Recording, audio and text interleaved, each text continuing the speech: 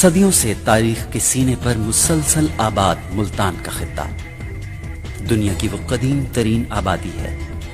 جہاں انسان نے تہذیب و ثقافت اور علم و ہنر کا ابتدائی شعور حاصل کیا۔ قدیم کتابوں میں اس وقت اس شہر کا تذکرہ میسان کے نام سے ملتا ہے۔ زمانے کے بے شمار انقلاب دیکھنے والے اس شہر کو یوں تو کاسیاپا پورا، بنس پورا اور مولستان بھی پکارتے ہیں، لیکن ہندوؤں کی قدیم دیومالائی کتابوں کے مطابق اس کا نام سورج دیوتاؤں کے باپ کشپ کے نام سے منسوب کرتے ہوئے کشپ پورا رکھا گیا، جسے اس کے اپنے توحید پرست بیٹے پرہلاد نے شکست دے کر ملتان میں امن، سلامتی اور انسان دوستی کی بنیاد رکھی، اور پہلی مرتبہ اس شہر میں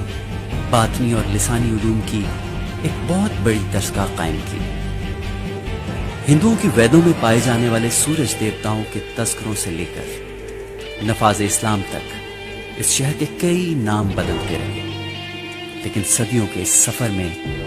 ملتان کے وجود کو ختم کرنے کی ہر کوشش ناکام ہوتی رہی، اور ملتان کی عظمت کے چراغ کو گل نہ کیا جا سکا، یہاں تک کہ اسلام کا اجالا پھیلنے کے بعد کئی صوفیہ کرام نے اس شہر کو اپنا مسکن بنا لیا، جن کی بدولت برصغیر میں روحانی علوم کا فیضان پھیلتا چلا گیا۔ سن 890 عیسوی میں عراق کے ایک دیہاتی باشندے حمدان قرمت نے ایک بنیاد پرست اور تشدد پسند فرقے کی بنیاد رکھی اور مختلف اسلامی خطوں میں غلبہ حاصل کرنے کے لیے اپنے پیروکاروں کو چاروں طرف پھیلا دیا، یہاں تک کہ اپنے مخصوص عقائد کو دین کے نام پر نافذ کرنے کے لیے تشدد پسند کرامتیوں نے ملتان پر بھی قبضہ جما لیا۔ لیکن ملتان کی تاریخ کا مکمل احاطہ کرنے کے لیے ایک طویل ریاضت کی ضرورت ہے، کیونکہ ملتان کی تاریخ قدامت کی دھند میں لپٹی ہوئی ہے۔ ہزاروں سال سے جاگتے ہوئے ملتان میں کئی تہذیبوں اور مذاہب نے آنکھ کھولی۔ دریائے راوی اور چناب کے سنگم پر واقع یہ سرسبز و شاداب خطہ ابتدا ہی سے آسودگی اور خوشحالی کا گہوارہ تھا۔ یہاں کے پرامن باشندے مظاہر فطرت اور فنون لطیفہ سے پیار کرنے والے تھے۔ ملتان میں دولت کی فراوانی کی وجہ سے اسے سونے کا گھر بھی کہا جاتا تھا، اور اسی دولت کو لوٹنے کے لیے سکندر اعظم سے لے کر افغان حکمرانوں تک ہر تالے آزما نے ملتان پر لشکر کشی کی، اور یہ شہر صدیوں تک بیرونی حملہ آوروں کے گھوڑوں کی ٹاپوں سے گونجتا رہا۔ یہاں کے بہادر سپوتوں نے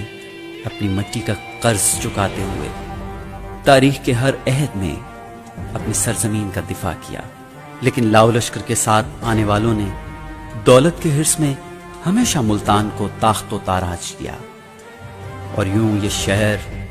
کئی مرتبہ اجڑا اور آباد ہوا۔ طلوع اسلام کے 300 سال بعد کرامتیوں کی یورش کی وجہ سے یہ شہر ایک بار پھر کھنڈر بن گیا، اور بالآخر ایک ولی کامل